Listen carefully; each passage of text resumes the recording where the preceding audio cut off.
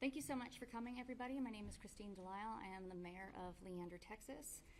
First, I want to start off today by acknowledging the grief and anger that's been felt in our community right now. Lives have been lost, families are forever changed, and many are still waiting for answers about their loved ones. It's unimaginable heartbreak. From the beginning of this disaster, our city has been committed to helping however we can, both inside city limits and outside. Our crews have been out assisting with search, rescue, and recovery efforts wherever they have been needed. We have offered drones, boats, search teams, a dive team, and even the use of our Emergency Operations Center to better coordinate response in these critical early days.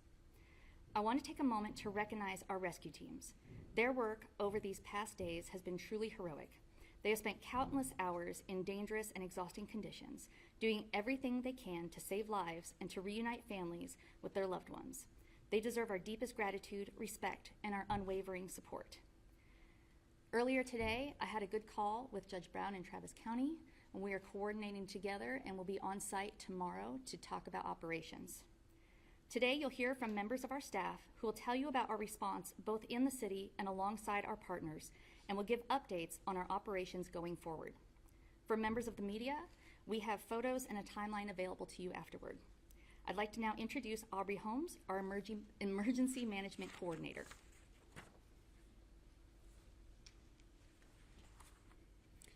Good afternoon. My name is Aubrey Holmes. It's AUBURYHOLMES.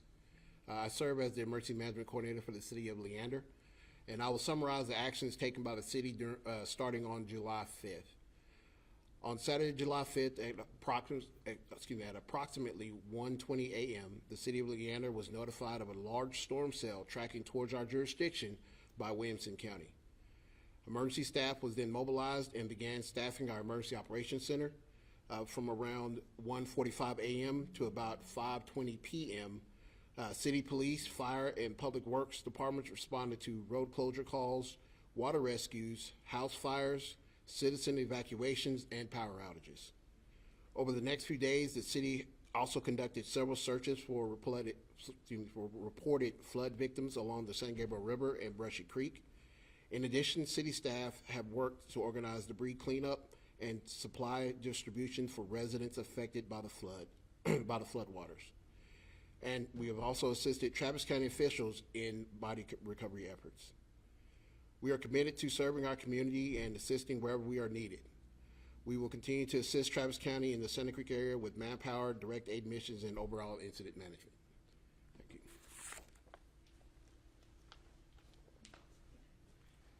I'm Billy Wusterhausen, BILLY WUSTERHAUSEN, the fire chief for the City of Leander.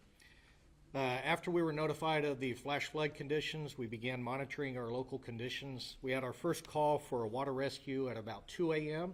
That was to assist Travis County Emergency Service District Number 1 off of Nameless Road with that effort. Around 3 a.m., a car had driven around some barricades off of County Road 279 and was swept into the South Fork San Gabriel River. That's in Liberty Hills Fire Response District. They contacted us to bring out our boat team and our swiftwater techs. So we deployed our a boat team of 3 technicians up there. That water is very rough, very swift, and also has a lot of debris in it. During our rescue efforts, our boat hit an object and it capsized, launching the 3 technicians downstream. One of the photos that's going through the presentation there has a image of our swiftwater boat wrapped up against some trees after the floodwaters had receded. 2 of our technicians were able to get behind that boat and to a safe area that was still there in the water, while the 3rd member, the lieutenant, was swept downstream. He was able to use his training and skills to get out of the water, and after he determined he was safe, then he was able to make contact with the 2 victims in the vehicle. We were successfully able to get all 3 of our personnel and the 2 victims out of there. After ensuring our members were safe, we began deploying resources around the city to check for low water crossings and other areas that commonly flood. At around 5 a.m., we had a boat task force that was deployed into the Williamson County area. We housed them at our Fire Station 5 off of Treviso Parkway there in Travis County. We evacuated the Riverside RV Park, which is outside of the city limits but is in our fire response area. We established a point of refuge for those residents to be able to report to. That was in cooperation with Leander ISD at one of their nearby schools. As the water levels then began to go down, while we didn't have any reported missing in our city or in our district, we knew that there were reported people missing in other areas. So we began searching the riverbanks and the floodwaters along that area to ensure there was nobody that was missing that we could recover. We began performing damage assessments around town to ensure that our city was stable, or to ensure the condition of our city, and they began offering more assistance to neighboring departments. Between Sunday and today, each day we have performed searches in our own city and our fire district on 2 specific waterways. Those searches consisted, not every day, but throughout the collaboration of all of it, consisted of foot searches that were performed on the bank, as well as having team members in the water performing searches. We utilized drones, helicopters, underwater cameras, cadaver dogs, and scuba divers. Some of those were local resources that were deployed by the department, and others were resources that we were going to call in from other neighboring departments and other departments throughout the state. As part of our regular automatic and mutual aid agreements, we have since Saturday responded to assist ESD1 with 1 rescue, 3 recoveries, and a few other emergencies, as well as helping Liberty Hill and Georgetown Fire Department with other emergency calls. Be happy to answer any questions at the conclusion, and I'll turn it over to Assistant Chief Fletcher. Thank you, Chief. Good afternoon. I'm Assistant Chief Billy Fletcher. I've had the pleasure of serving the Leander Police Department, and I will be speaking on the Police Department's behalf today. Our hearts are heavy as we extend our deepest condolences to the families who have lost loved ones in the recent floods impacting Williamson County, Travis County, as well as others across the state. The devastation has touched many lives, and we mourn alongside every community affected. Since the flooding began in the Leander area last Friday, the Leander Police Department has been working closely with our partners at the Leander Fire Department to support response efforts.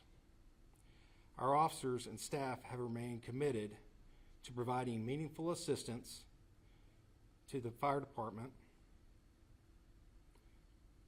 our community, and neighboring agencies throughout the challenging times. During this past week, our officers have provided drone support for search and rescue crews both locally and in Travis County. They have also been working closely with the Travis County Health and Human Services and local churches to establish safe and secure flood recovery resource centers here in Leander for those most affected by the floods, both locally and regionally. Throughout this week, the Leander Police Department has been actively investigating the disappearance of 75-year-old resident Jay Dunn, who was initially believed to have been swept away in the floodwaters near his home on County Road 177. On July 9th, 2025, a coordinated multi-agency search was conducted employing cadaver dogs, dive teams to carefully examine a significant portion of Brushy Creek and its banks near Mr. Dunn's residence. During the search, investigators discovered evidence indicating that Mr. Dunn may have passed away on the property prior to the flooding event. At this time, we do not believe that Mr. Dunn's death was caused by the floodwaters, and no foul play is suspected at this time. This is still under investigation. Lastly, I want to extend our heartfelt gratitude to the citizens of Leander for your continued support during these trying times. Your kindness, encouragement, and generosity have uplifted our officers, our city staff, and those most deeply impacted by the floodwaters. We are truly blessed to serve in such a caring and unified community.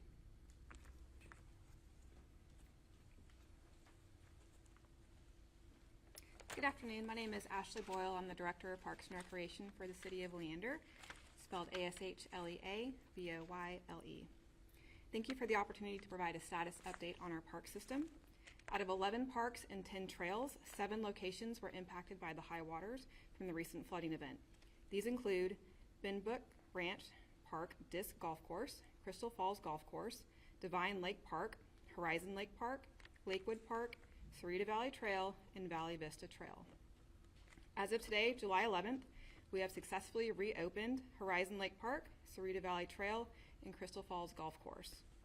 Benbrook Ranch Disc Golf Course, Divine Lake Park, Lakewood Park, and Valley Vista Trail remain closed at this time. Once the water recedes and it is safe to access these areas, our crews will assess conditions, begin cleanup efforts, and work towards reopening. Our primary focus right now is ensuring public safety while addressing damage where we can. We appreciate the community's patience as we work through this process.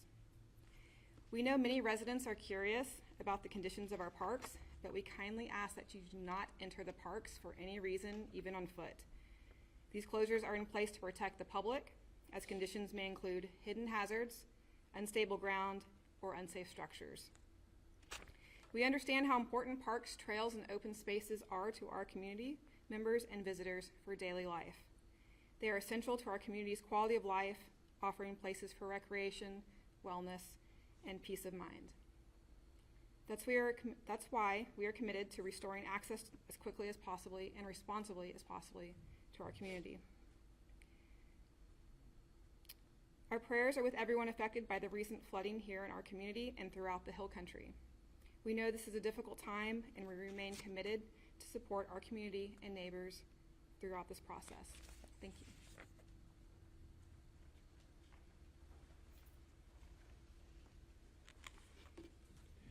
We'd like to thank you guys for joining us here today. Before we segue into the question session of this, I wanted to just bring up some of the current things that we are doing as of right now today. We have had our police and fire department conducting relief efforts in conjunction with Texas Military Forces and Texas Emergency Management in the Sandy Creek area. And also the City of Leander will be working alongside the State Incident Management Team to assist with recovery and relief efforts as we progress forward. I would just like to advise all the citizens that if they are wanting to get emergency notifications, they need to go to warncentraltexas.org. That's Texas spelled out, and they can register there and receive emergency notifications. If there are any special medical needs for any of the citizens in our area, they are welcome to go to the State of Texas Emergency Assistance Registry, and they can register there. And so if there's any needs, we will make contact with them to try to assist them. I would also encourage everybody to heed the warnings of the turnaround, don't drown. When you go around barricades, when you take things into your own hands, you put your life at risk and also the first responders' lives at risk. Thank you. And I'll open it up to questions. When you talk about volunteers, we've seen a lot of people stepping up across Central Texas. Is this too much? What can they do? Should they be coming out to help and assist in these areas?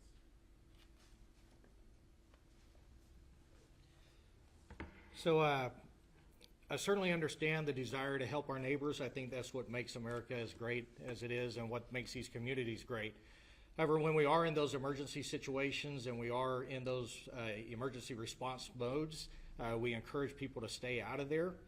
Some of the activities, depending on what we're doing in there, could actually make it worse in our recovery efforts or in our search efforts.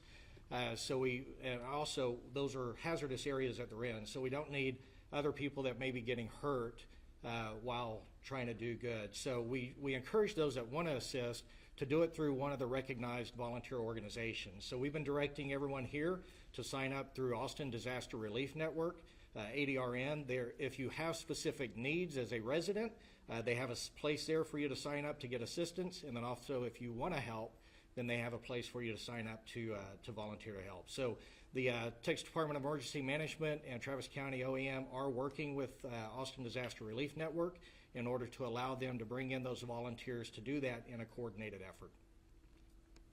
I have a question for the mayor. We spent all morning in Sandy Creek. What do you have to say to the residents delays in assistance have made things worse for them? Sure. Well, I can't speak to a lot of the delays in assistance because Travis County is the organization that's handling things.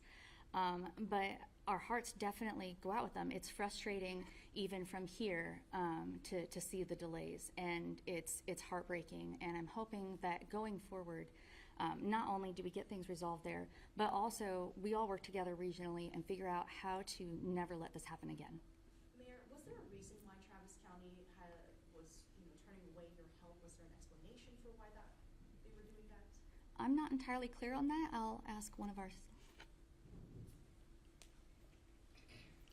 Yeah, so in disasters of this scale, areas are divided up into areas of responsibility. So whenever they realized the disaster level, then they started calling in other resources to start handling those things. So when we reached out to provide assistance, they said all the needs are being met. Now the understanding that, or the part that is hard to understand is when we say the needs are being met, that may not mean that it's right now, right? But it may mean that a team has identified that and will be working on it. And so during these states of disasters, the resources that you're looking for typically don't come right away. So they're having to, there's a lot of processes, a lot of involvement that has to occur to be able to get to the point of getting those resources on the ground. And so some of those are executing legal contracts, some of those are just deploying those right teams into the right areas. So it is a lengthy process. Fortunately, our Texas Department of Emergency Management has a lot of pre-executed contracts, and they also, prior to the event even occurring, they had pre-positioned resources throughout the state. So we are part of a state of Texas assistance team, and whenever a request is made anywhere in the state, they send out these requests to the emergency services to be able to sign up to say we're available and we have this resource we can offer. So those were done, and they were able to pre-position resources, and that's why we were able to see a team in Williamson County early Saturday morning because they already rallied those and then started getting them into positions. Then with that understanding, why did the city of Leander, voice their frustrations with Travis County then? I want to say that was not an official city statement. That was my statement as the mayor. There's been a lot of frustration in our community, a lot of emotions and a lot of anger. And there are questions that need to be answered by Travis County that I cannot answer. And so I've personally felt a lot of frustration, but I think going forward, we're building our relationship with Judge Brown. He understood some of our frustrations and the communications issues, and I am very hopeful that starting today, we're on better footing to communicate with residents, whether they're inside or outside the city. When it comes to flood mitigation plans, we're looking over the 2023 flood mitigation action plan and saw some actions that were highlighted in there. Where are y'all in terms of getting those done? Have you made any progress since then? Have you highlighted any more since this event? Are you talking about the Travis County Hazard Mitigation Plan? Yes, but for this area as well, I think is highlighted. Aubrey, do you want to speak to this area? Okay. So in regards to the Travis County plan, any of the affected areas that are close to here, they are working on those, and they will coordinate with us on actions that they need us to take, whether it be a public works type action or something else. As far as the city's plans, we are working with our city engineers and working on improving roadways and improving culverts and things like that, so that we don't have flood waters affect us as much as we have had in the past here. So currently, that's what we've been doing. Is the city of Leander looking at acquiring any land where there is more flooding than normal? I've seen in Travis County and Austin specifically some neighborhoods bought up by the city or the county and kind of moved out to other areas. I think there might be a confusion of two different issues. In the Travis County mitigation plan, it did talk about buying property like in Jonestown, things like that. What I was referencing online with that was that there was no reference of Sandy Creek, even though you can plainly see it on the map of areas that flood. As mayor, I feel worried that some of the people that live just outside of our city boundaries are overlooked. And I hope that's not the case, and I hope that in their next plan they'll address that. But when we're talking about the City of Leander's mitigation plan, that's only within the city limits. And to that, we haven't had any flooding. We have several things in our mitigation plan. I'm sure flooding is in there. I can't recall off the top of my head. But in this event, our parks flooded, and we didn't really have anything else. So we're very strict about building codes and where you can put things near the floodplain. When it comes to the rising water too, just when was the last time, I know San Gabriel, rises and whatnot, but when was the last time we saw this level of flooding? Never. I don't think I'm wrong, right? It's never been this high. I've been here 15 years. I've never seen it this high. Anybody else?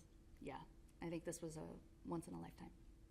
So when it comes to providing rapid resources to residents in some of these areas that were hardest hit, the officials that are here are saying that resources were coming for folks. Is this just a matter of communicating with residents? I mean, what needs to be done if there's an event like this in the future to ensure that things are done in a more rapid way or communicated with residents more clearly?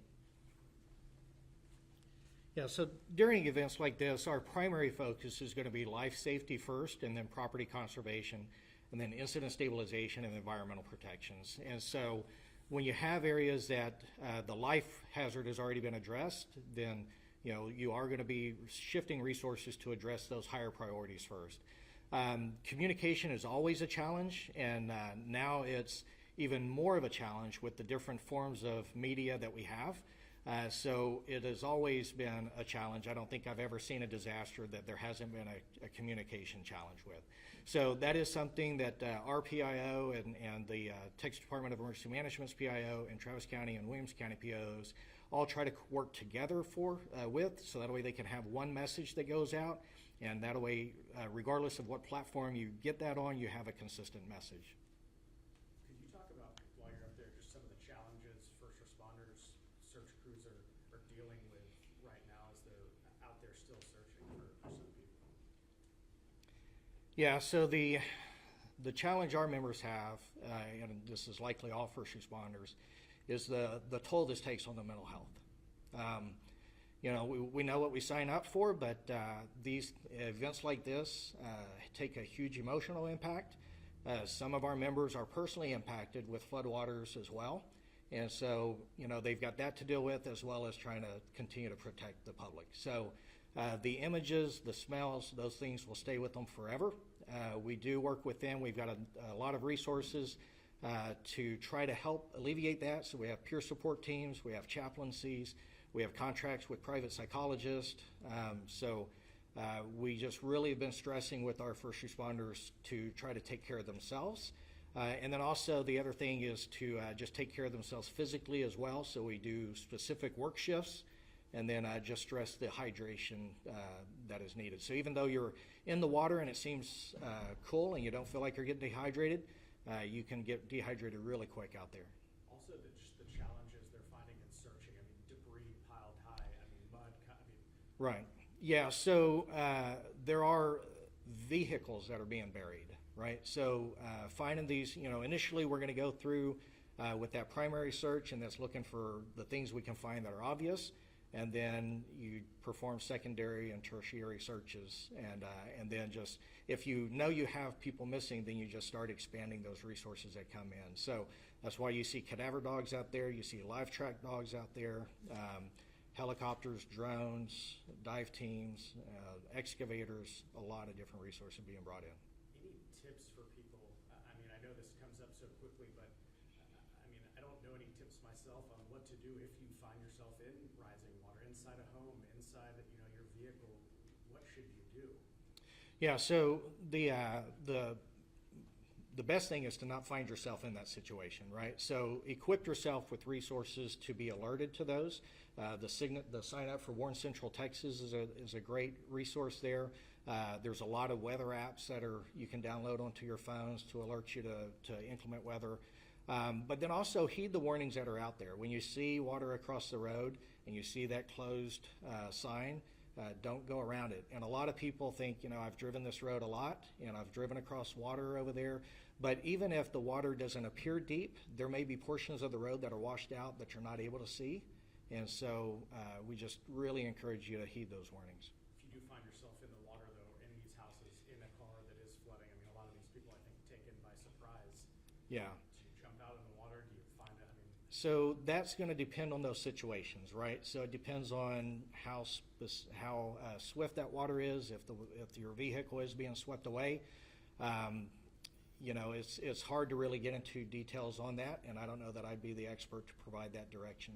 Our personnel, when they go in, they have life jackets on. A lot of them are wearing wetsuits or flippers and so forth. So they've been taught specific things, but it's with the use of that equipment. So when our personnel were swept downstream, they go into a defensive swimming technique, which is to be on their back with their feet ahead, because there's a lot of debris. There's underground rocks and stumps and so forth.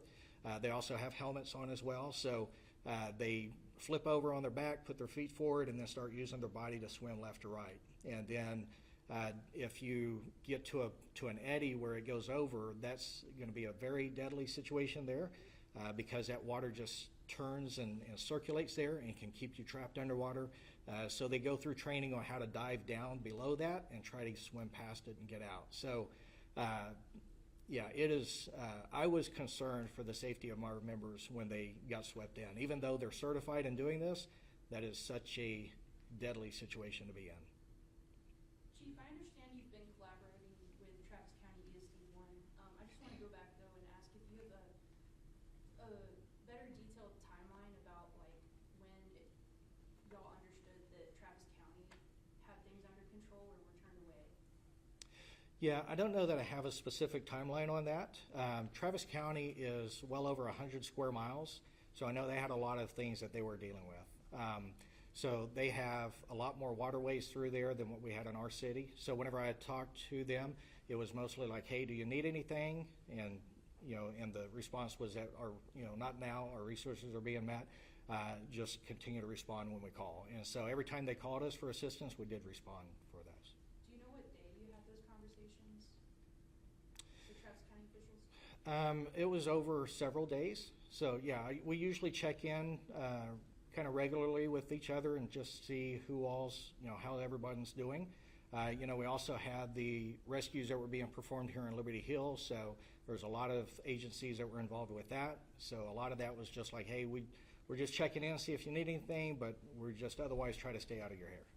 So what's the status today as of that conversation with Travis County officials? And apologies, I'm just trying to get a more detailed timeline of the communication that y'all have had. Yeah, so I talked to the chief again today, and TDM and Travis County OEM are primarily running the efforts.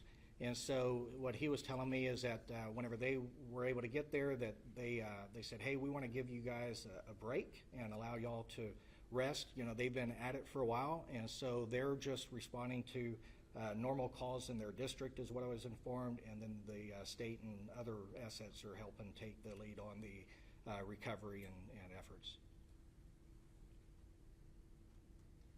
That's it. So in closing, I just want to say thank you all for coming out. I want to recognize the heroism of our first responders and just ask for everybody to continue to pray for Sandy Creek and for the families there.